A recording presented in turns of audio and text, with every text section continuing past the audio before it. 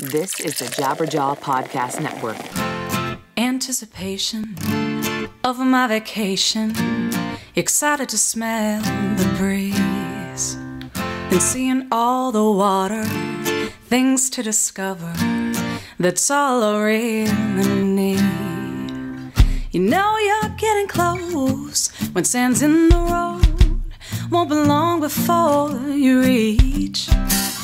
And if you're feeling lazy, things are kinda crazy, know that hammock's within reach. I just need some margarita mix, a sea salty lips, your eyes looking into mine, taking long walks on the beach, just standing next to me. Baby, let's not waste any time. You can be my summertime. Whoa, can be my summertime. Whoa, you can be my summertime. Whoa, can be my summertime. And now I'm going to scream the whole time. Fuck you up, fuck you up. This episode is brought to you by Wiggity Wiggity Wiggity Snacks. Do you have the attack? Is it giving you flack? What's the only thing that's going to make the craving retract? Chips and dip might make you flip, but there's only one thing that will make you trip. Wiggity Wiggity Wiggity Snacks. Now at your local grocers. All right, everybody, welcome to Friend or Foe. This is the first podcast I've done that has sponsors. It's exciting. It sounds so well, legit. sort of, kind of, semi-sponsors. We will have actual sponsors very, very soon. I'm here right now with Brandon Burkhart. Hi, that's me. Thank you so much for being here, Brandon. Thanks for having me. It came together in sort of a, it was kind of a quick thing. We were introduced online and now here you are in person, in the flesh. It happened through Facebook, and everything real in this world now happens through Facebook. That's right. It really does. I have so many people poo-pooing Facebook. I know all these, well, I will say most of them are models, but all of these people that are like, deleting their Facebook every other week. I think I'm going to go away for a while. No. This is part of the echelon of living now. This is part of our whole. Facebook is part of the fabric of existence in the modern age. Like, I mean, this show wouldn't exist without Facebook. I've got to have Facebook, not only for the promotion train, but just like, interacting with people and keeping touch with people. Sometimes I forget that I'm friends with somebody until Facebook says, it's your 7-year anniversary of being friends on Facebook. I'm like, oh, that person. You exist again. Welcome back in my life. Brings people together. Timmy.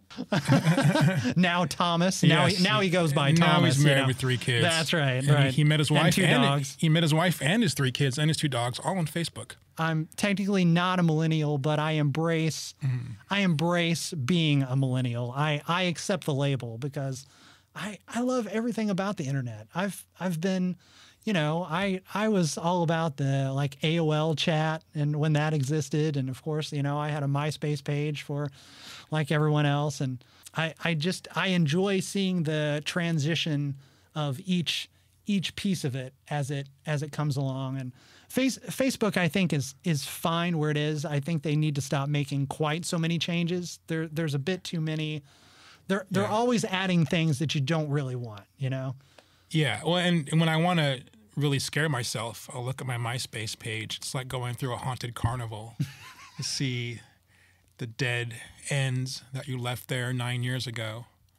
So I guess Facebook is, if they're afraid if they don't keep changing, they'll be like MySpace. I remember I met a girl at a party at the height of MySpace, maybe 2005, and she worked there, and she had a MySpace logo tattoo on her shoulder because she was so proud to be part of MySpace. Yes, and I wonder if she's turned into a swan or a dolphin by now, because now it's embarrassing. Or maybe she's saying it's ironic. Yeah. But yeah. Wow, that is dedication. Yeah, that is true dedication. Embarrassing, for sure. wrong-headed dedication. Yeah, that's up there with having a tattoo of your ex. That's why I don't have any tattoos. I think I get too attached to a relationship when I'm in one, and I think I would be tempted to do that if I were into tattoos. and then that would be a part of me forever. And I don't think that's a good idea, really. I'm too non-committal to put something permanent. Right. If you could make it temporary every 6 months, you can change it, then that'd be fun. Sure. Yeah. Well, I figure, as an actor, if I don't have any tattoos, they can always put them on, right? Yeah, sure. They can always put fake tattoos on, but if you have a real one, then now because of the Mike Tyson thing, you've got to get you've got to get permission from the tattoo artist to be able to have that tattoo shown on screen. Oh, okay, because it's their copyright It's and work. art. Well, soon we'll all be living through our avatars anyway, so we'll just be laying in pods and Dude, controlling that's so true. these giant marionettes, and they can be whatever we want them to be. Yes, from our Sky Kings far above us. Yeah. That's right. Mm-hmm. Well, we're all in the Matrix anyway, as it is. I mean, I'm pretty cozy inside my pod. Like I'm happy to be strung up to a bunch of wires while other people puppet my life, because otherwise, I mean, I screw up enough as it is. I don't know what I would do if I actually released myself from our alien gods and then went on to actually lead a real life beyond the Matrix. I think it would just be dull and accident prone more so than it already is. This is getting really heavy. I didn't know I'd be questioning my entire existence just being on it. Hey, that's what we do here on the show. By the way, do you have any wickety snacks? Because usually you have some to give away if you have a sponsor. Oh, that's very true. I think we have a stash in the green room. You have a wiggity stash. That's right. Snacks. Exactly. So we actually work together. You probably don't remember. In fact, definitely not. But okay. You were I think running the sound for a short film called Addled that we did with Elle Latham. Oh! I do remember. Yeah, I do remember that day. I remember eating way too many donuts because there were so many donuts.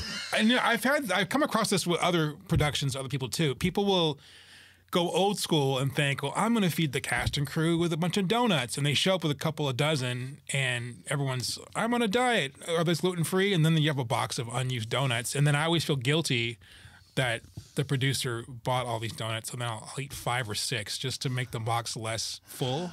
And sad, because I always feel empathy for people who I don't want them to feel sad, so I'll eat their feelings for them, and then I'll leave in a diabetic coma.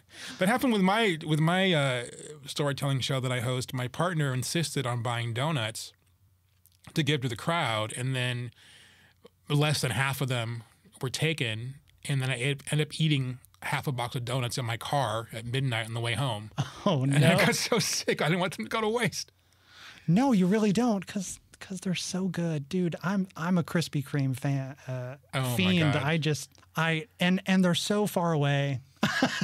They're always so far away. Like the closest one, I've moved like 15 times in the last 3 months. It's been insane, but like the closest one is always in Burbank, and then I'm like, do I really want to go all the way to Burbank for Krispy Kreme? I definitely do want to go, but then I'm like, no, I can't. I shouldn't spend the money to go all the way over there. But donuts are. If you walk there, then you could earn the calories to actually eat them. Oh, that's. Dude, oh, dude, you're gonna kill me. Because I moved here from New York City in the year 2000, which was a while ago. In the year 2000. And I immediately gained 15 pounds because I had this job working for this internet company in Pasadena, and every Friday was Krispy Kreme Day, and they just gave us boxes and boxes of Krispy Kreme. And it's free food, so I'm going to eat as much as I can. And there was also a free vending machine.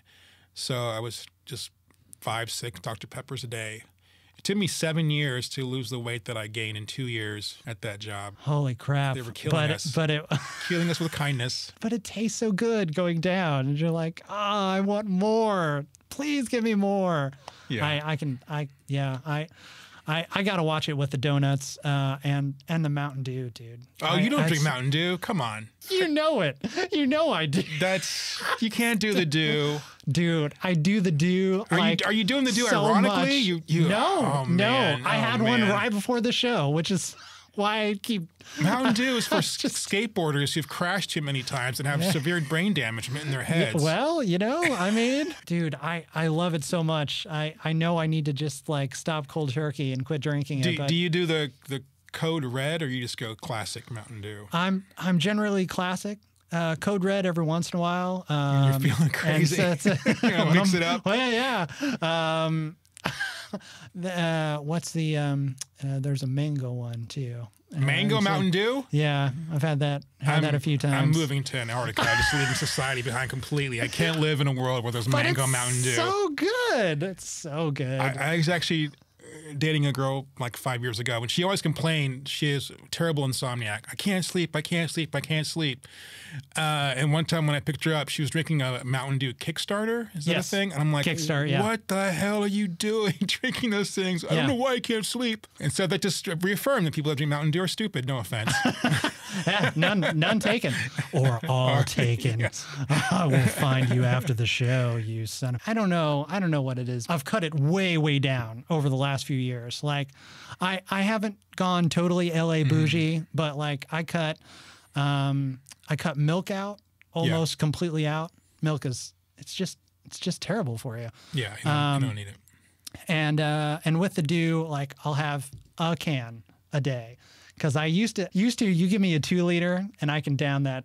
I down that shit in like 15 minutes, and then I'll be ready for more later in the day. Like, no joke. To me, it looks like something that'd be pouring into your car when you go to Jiffy Lube. Like, we gotta fill up your. I think that works, green glowing actually. fluids.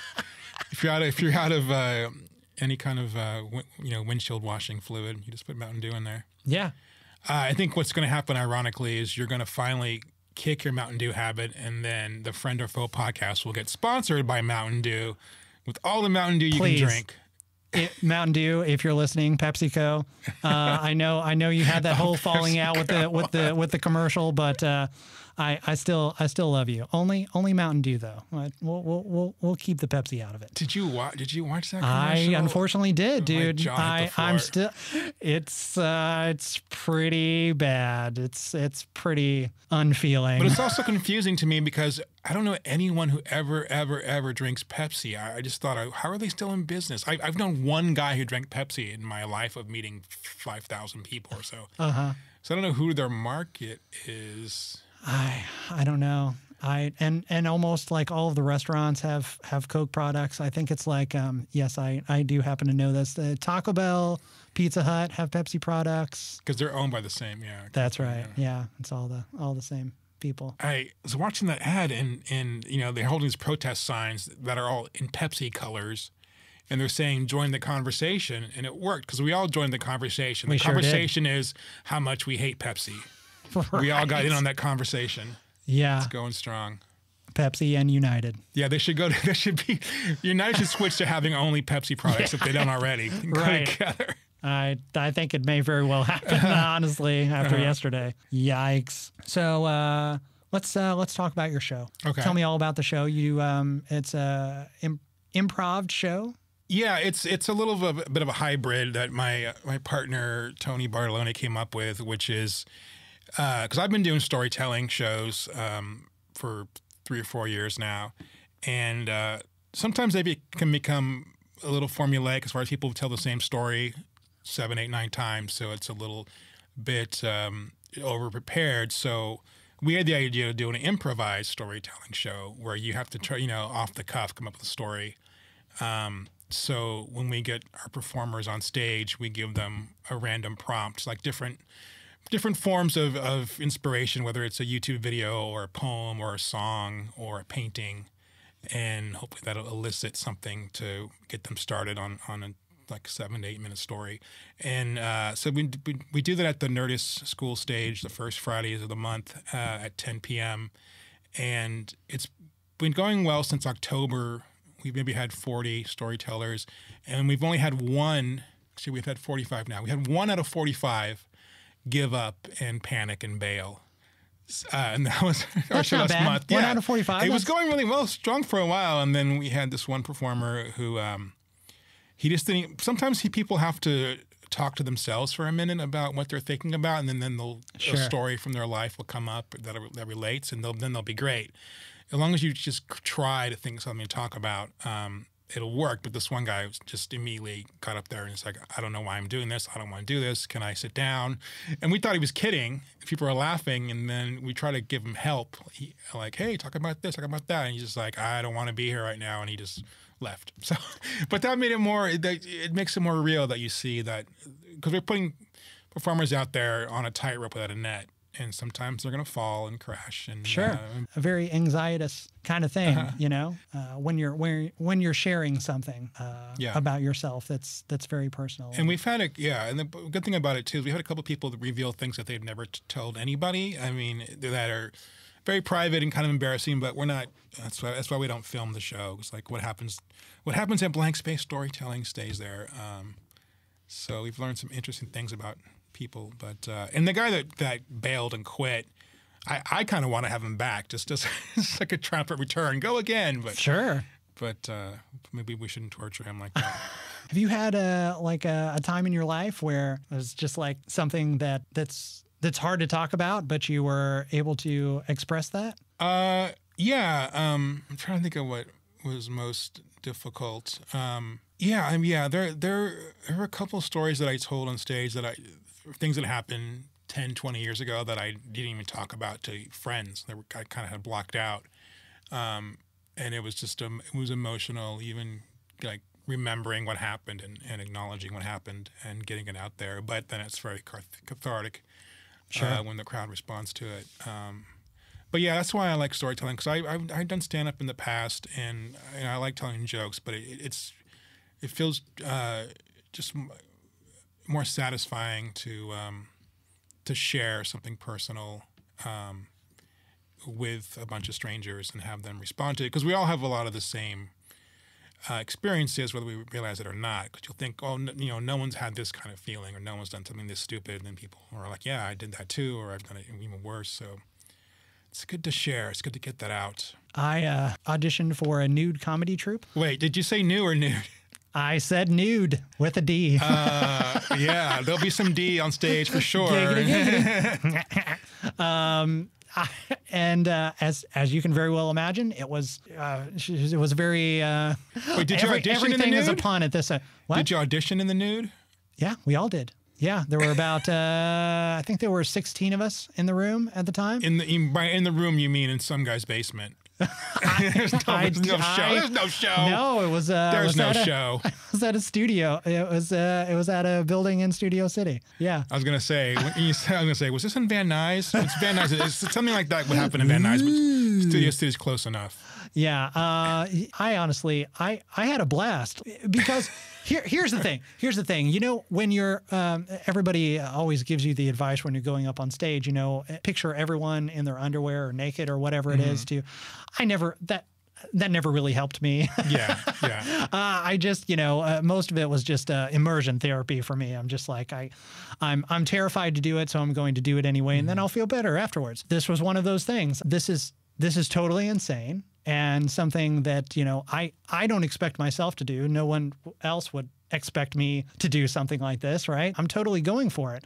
So, everybody got up there and did either a 3-minute stand-up or shared some sort of story about their life, and that was it. Of course, it was, of the 15, there were, 12 guys and 3 women, but everybody was really great. We all, obviously we talk about getting to know people very quickly. Wait, where do you even find out this auditioning is happening? Facebook, of course. Oh my God. It all happens on Facebook. So it sounds totally legit. So this is a show that's supposed to happen on stage somewhere? It's a troupe, yeah. They do a number of different shows around town. They already exist. They have for a while now. Yeah, I think 8 or 9 years. Looking to add new members, pun intended. Hey, if you new want, floppy if members. you'd like to give it a go, I can give you the guy's name. Just I'd sooner drink a Mountain Dew than audition for a nude. Wow. Okay. So you knew going in I have to show up and do my audition in the nude. Yes. Did you practice at home in the nude to like get that feeling down of performing? No, I got to tell you, I'm kind of an exhibitionist. Like, I mean, I'm totally comfortable being naked. Like, if there was a nude beach over here, I would probably frequent it, despite the, many old men balls that I'm sure I would see. But, I just, I'm comfortable with my body. Well, it's mine, and you have to be proud of a body sculpted by Krispy Kreme donuts and Mountain Dew. I mean, Right? sign me up for Exactly. that. I'll see you in the Baywatch sequel. Ladies, you can't see this yum yum, but it's let me tell you, Sculpted out of clay. That's melting soft clay. Play-Doh. I watched some of your videos. Of course, I did my due diligence. Oh, okay. Where I was fully clothed the whole time, so it Yes, probably bored yes, the crap out of for you. Like, most what of it. kind of entertainment is this? He's wearing clothes. I don't get What it. the hell? It's no fun. I in that. saw Dating Catwoman, which was That pretty an- hilarious. you dug into the I sure into the did. archives. Deep pulls, man. Deep pulls. Yeah, my friend Michelle Thorne wrote that. That was fun. That was in my old apartment in Hollywood. Uh-huh. Back in the day, we would make, back in the day, circa 2006, 2008, everybody was making so many YouTube videos thinking this will be a way to a rich, famous lifestyle.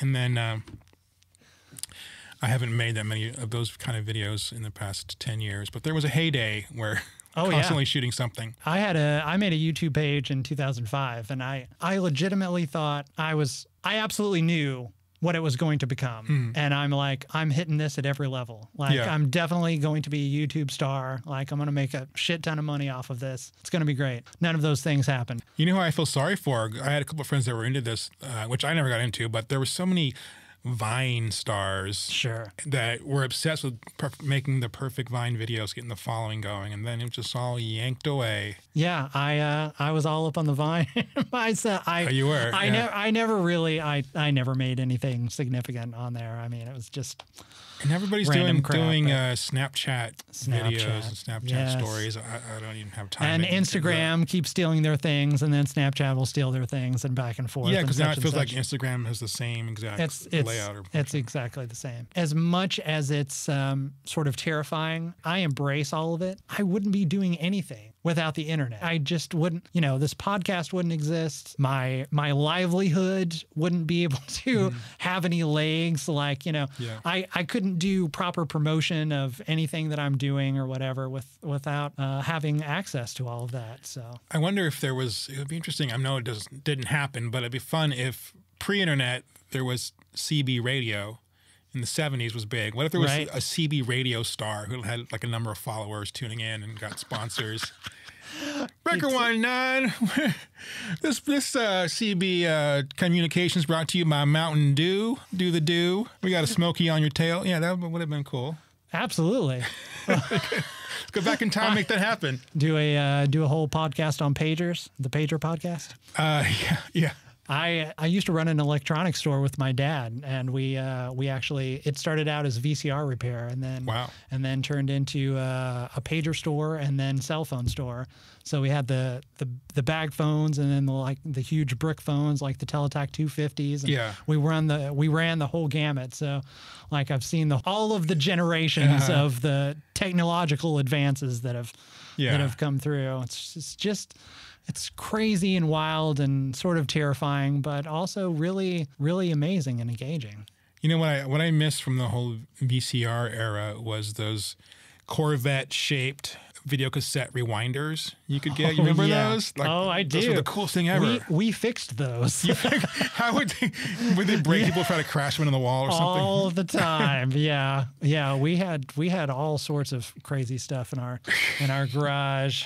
And the Betamax, of course. We used to have Betamax machines all the time in there. Everything has come back though, because now mixed cassette tapes are a thing again. Really? Yeah, people in the past couple of years have started making them and passing them around, which seems like a lot of work. And also I've seen there's like laser disc collectors now. You remember laser discs, which are these big, crappy, giant people still collect those? Yeah, because people say that some of these things have features that were never put on DVD or VHS, like different commentaries and different editions of movies. So they collect those things. But I'm a big collector all things Weird Al. And I believe, I better get this right or I'm going to have lots of angry emails. But I believe there's like a straight to video thing that he did called The Complete Al.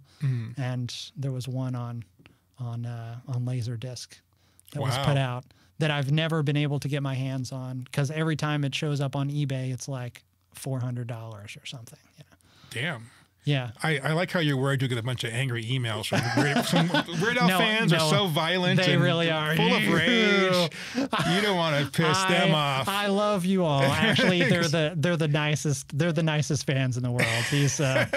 He's super cool. Unless you piss them off, then they're your worst. It can be your best friend or your worst enemy. Put an accordion over your head. You never hear from you again. I always find those people especially threatening. I've met people a couple times in my life that'll say that phrase, I could be your best friend or your worst enemy. I'm like, there's no gray area in the middle? Are you right. just saying, I'm bipolar? Like, there's only one way I can feel. Right. You can't be my acquaintance. You're either my lover or I'm trying to stab you. Watch out for those people. Especially in this town, right? It's like you got to watch out. You better be nice to me on this show. I'm just telling you. I actually had a friend who had a sketch group. This is a few years ago, and they kicked out this one girl from the group. And then she was going to cast a spell on them. She's like, I'm a white witch, and I'm casting a spell on you, and you guys are going to fail now. Because she was so upset. So don't cross the wrong Wiccan in this town. Actually, everything. If she said she was a white witch, everything with that story is already convoluted and wrong. You can't use it for negative stuff. Well, yeah. that's exactly the whole thing. Wiccan in itself, it's all white unless you can't really use it to manipulate anyone in that sort of way. That's not what it's about. I guess if you want to stay in the white witch area and hurt somebody, what you do is you wish good things to happen to everybody except that one person. Except that They'll one. stay in place. Except you, Paul. I don't like you. Yeah. We'll be right back with Brandon after this break. Jabberjaw Media is an independent talk and entertainment podcast network founded by Mike Mowry and Matt Carter, who saw a need for podcast hosts to strategize, find ways to build stronger audiences, and share tips under one roof. They collaborated to create an entertainment-centric podcast network that enables direct communication between artists and their audience without the influence of media conglomerates or other gatekeepers. The artist-friendly network works with its hosts in creating compelling content and encouraging free expression of thoughts, ideas, and beliefs. Jabberjaw Media exists to aggregate present podcasts and help them thrive while seeking to produce great content from interesting personalities within independent music and beyond. Jabberjaw Media shows will provide a wealth of knowledge, offer insightful stories, and thought-provoking topics. Network members and hosts not only work in their respective industries today, but they are also genuinely passionate about the people that make up this community. As a result, the network is full of shows relevant for both fans and professionals alike, including The Bad Christian Podcast, Washed Up Emo, Metal Sucks, Modern Vinyl, Too Old to Date, and of course, the show you're listening to now. Listen to all of these shows and many more on jabberjawmedia.com or on any of your favorite podcast apps. And we're back with Brandon Burkhart. Hey, still here. You doing any other projects at Nerdist or? Well, my latest project is injuring myself. Project. Just to show I'm a well-rounded individual. I just joined this basketball rec league that plays in Hollywood, and it's a bunch of comedy writers on my team. But I haven't played organized sports ever in my entire life. So I was all excited and nervous about our first game last Thursday. Because I've played basketball for years in my driveway as a kid, so I have some skills, but it's first time playing full court in my life. And so I was nervous and just wanted to do well and not embarrass myself. And I went out there and I played well and I made my first shot and immediately twisted my ankle. Oh. And now I'm out. I had to come off the court after 5 minutes and watch the rest of the game. And now my foot is just blowing up. And so I'm walking in this terrible support. Oh, yeah, I see. My foot's totally purple. It's gone to the rotten banana phase. Oh, So much of my sports glory. I was, even for years, I still tell myself, if I practice really hard for 5 months, I can make the NBA. That's still in my head sometimes, but delusions die hard. I've never been a sports guy either. Like, what? But you drink Mountain Dew. I know. I thought Mountain Dew was like for snowboarders and like professional skateboarders. I do all of those things. Not absolutely not. If Quidditch counts, then it's a fantasy sport, so it does not count. At least you know what it is. You know what it is. Yeah. I mean, no. Was that a test? I failed the nerd test. Oh no, you won it with flying colors.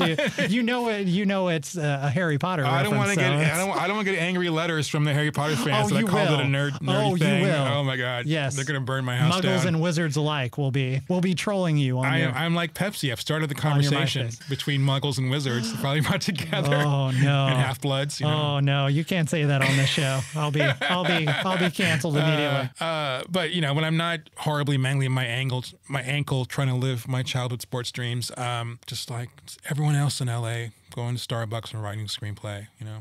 There's nothing wrong with that. Honestly, there's really, I hear so many writers like getting flack about, hey, Starbucks it's a good place to go to, like, even if it's whatever you're doing, it's writing a script or, watching porn or whatever. Wow, okay. You kind of messed up. I went there immediately. You kind of... I know, I gave myself away. You went a little bit Sean Spicer on Hitler in there. Did you watch his press conference today? Not to get too political, but finally someone said something nice about Hitler. It's about time. And it was White House Press Secretary Sean Spicer. Of course it was. A couple hours ago. Sure. Finally the guy gets a break. Yeah, he needs one. And then he had to explain himself and he made it worse. So that's my main entertainment now. I wake up every morning, I turn on CNN, and then I'm horrified and laughing at the same time, like just seeing what is happening now. I don't know the word to describe it. It's so unbelievable and just ridiculous. It's such a, I mean, I guess it always has been, it always has been, but now it's just like, every day there's some weird, strange, but it always gives you more characters to watch. For sure. Sean Spicer is. But now, it's like Alice in Wonderland now. We're just through the looking glass and everything is maddening and upside down. And so by the time you hear this podcast, we'll probably all be dead in World War III. So enjoy it. Yeah, thankfully we're inside this padded room right now. I actually, I had a very scary moment this morning. So I am probably dying in front of you. Oh boy. Which is, we have I live in this duplex. It's like a house that's 40, 50 years old, early 70s. And we're having a building inspector come over. So I had checked to make sure the smoke alarms all work. And I took one of the covers off one of the smoke alarms. And there's a sign there with a warning sign that says, warning, this contains radioactive materials. So I've been living there for 5 years now, being poisoned by whatever's in the smoke alarm. That might have been helpful to know previously. Holy crap, so dude. I don't know what that means. I'll have to find out later. Are your lungs okay? Like, so far so good, but it's like a smoke alarm is supposed to save you from fire, yeah, but not from the fire kind of an chemo oxymoron? later. Yeah, you'd be burned from the inside. So I don't know how that legal or how that stands. Oh, jeez. Or maybe I'll get superpowers. Maybe. Well, that's the thing that you want, right? Yeah. Maybe you'll be able to blow fire. Okay. I'm a living, walking fire. Yeah, dragon powers. That'll help at the basketball rec league. That'll intimidate the opponents. So, I mean, I don't know if it'll help your dunking game, but it'll sure be. Well, actually, strangely enough, this rec league, we got the league rules before we started, and one of the league rules was no dunking allowed. Really? It says if you dunk the ball, you get a penalty, and it doesn't count. Which takes, but that's my main skills on the court. Is my high flying jams. Yes. Right. So it's like taking Superman's cape away. It's just. Yeah, man. You don't spit on Superman's cape. That's right. So I guess they heard I had joined the league, and they thought, we got to keep Burkhart out of just embarrassing people with these monster jams. So they made that rule. But they said no dunking, and then they sent another email saying, oh, by the way, we now have a zero tolerance policy for altercations. There have been too many fights between players and people in the stands. I'm like, what kind of league did I join? Oh, no. It's at the Salvation Army gym. People throwing punches. So does that to bring it back around? Does that count for donuts also? Is there no dunking? It's just so you can't bring any donuts onto the court. I can't be. You're cheating on your Krispy Kreme references with a Dunkin' Donuts reference. I gotta have the good stuff, man. If I'm gonna take the Uber trip across town to go to Burbank, I'm going to Krispy Kreme. Yeah, they're just too only the freaking best. spread out. Only the best. Only the best That's for right, you, man. Raspberry filled. Oh my god, I may have to go there immediately after the show. I got the crave. So, where are you from? I'm from San Antonio, Texas. San Antonio. Okay. Yes. Is there anything you miss from there? The things I miss, I'm best without. So, I miss the crappy, terrible food we eat. But, so San Antonio, I miss barbecue and the Tex-Mex, but people also keel over from heart attacks very early from all that stuff, all the good stuff. But San Antonio, maybe 8-9 years ago, it was named the fattest city in the country. So there's some pride in that. Like we were number one in something. Oh yeah. And then, so I looked it up the other day to see what happened because a couple years later we were number 2. I think Houston became number 1. And then I checked, and last year we were number 7. So we're making progress. We're making progress. We're making, and like a bunch of towns in Alabama have like passed us up, but we gotta buckle down, San Antonio, get that number 1 spot back, and now you can do it. I don't know if it's because San Antonio has gotten less terrible or the rest of the country's gotten more terrible with being out of shape. So that's why they're passing us up. You can do it, guys. You can do it. Let's go. Let's go, team. Yes. You remember the Alamo, and remember to get Alamoed when you get a pie, get the ice cream on the side. It's a weird town because everything is named after the Alamo. Oh yeah. Well, my rental car, all the stores, and the sports arena for a long time was the Alamo Dome. But that was the site of a terrible massacre where everyone got killed. So I don't think that's the way what you want to name your sports team stadium. We're making our last stand at the Alamo Dome. It's like a Cosby High School. It's a weird point of pride. Probably don't want that anymore. No. There are a lot of dumb foods from St. Louis that I miss, like toasted ravioli. I've never heard of that before. No one here has. No one here has. Toaster ravioli? It's so good, dude. I bet that pairs well with some Mountain Dew Code Red. You have no idea. It really does. It goes down smooth, man. Goes down smooth. And it comes up chunky. That's the other side of that sentence you don't want to hear. That's right. Exactly. So you can't find toaster ravioli in California nowhere. Anywhere. Doesn't exist. No.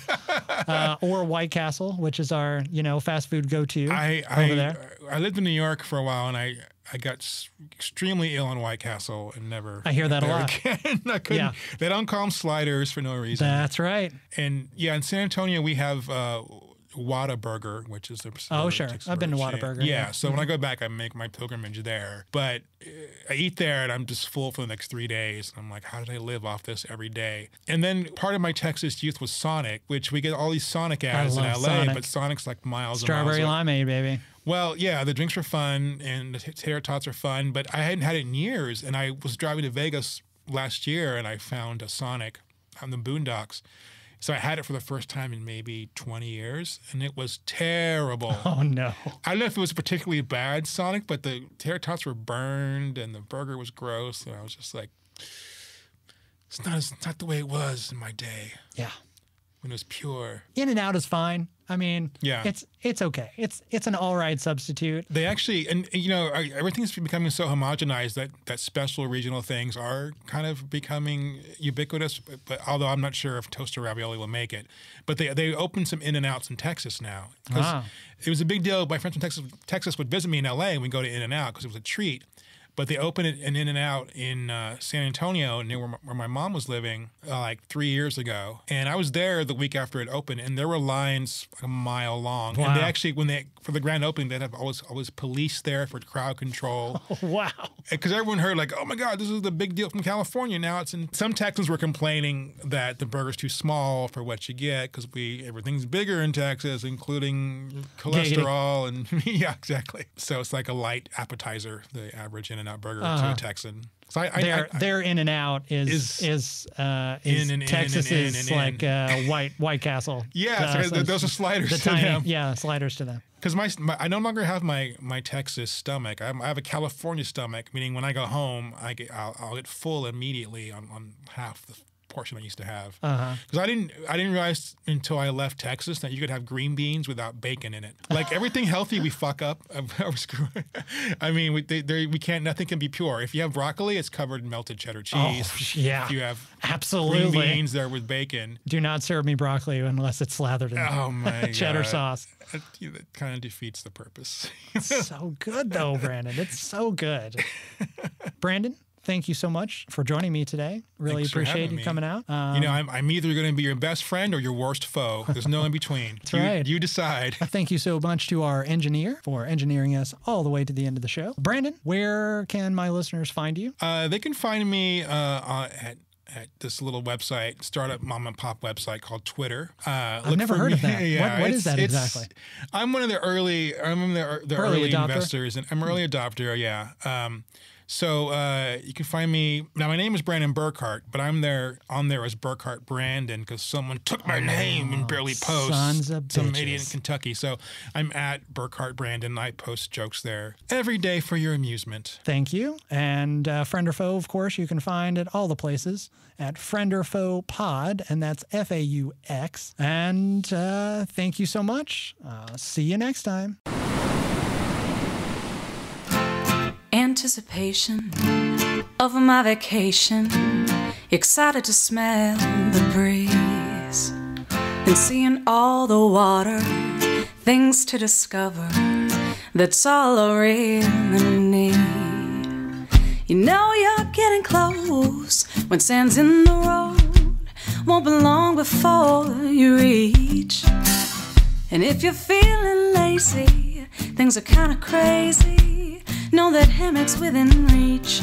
I just need some margarita mix, a sea salt to lips, your eyes looking into mine, taking long walks on the beach, just standing next to me. Baby, let's not waste any time. You can be my summertime. Whoa, can be my summertime. Whoa, you can be my summertime.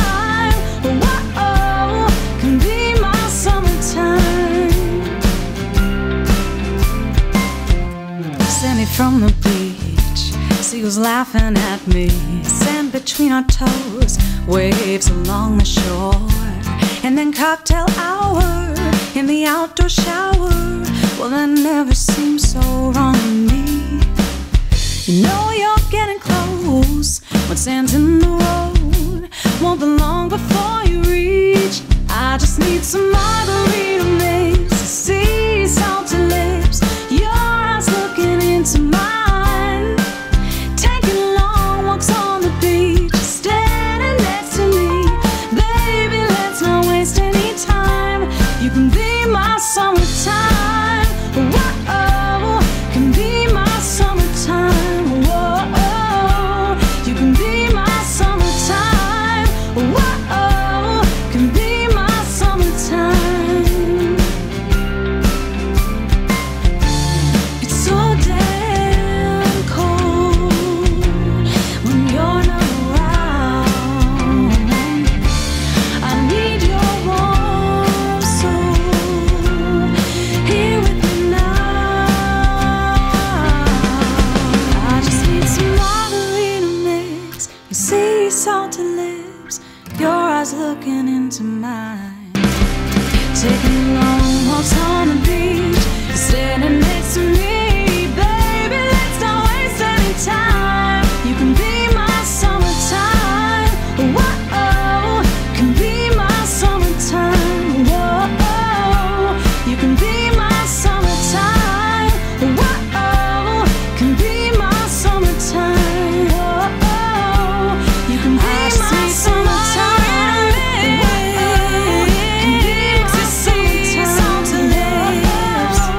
You can be my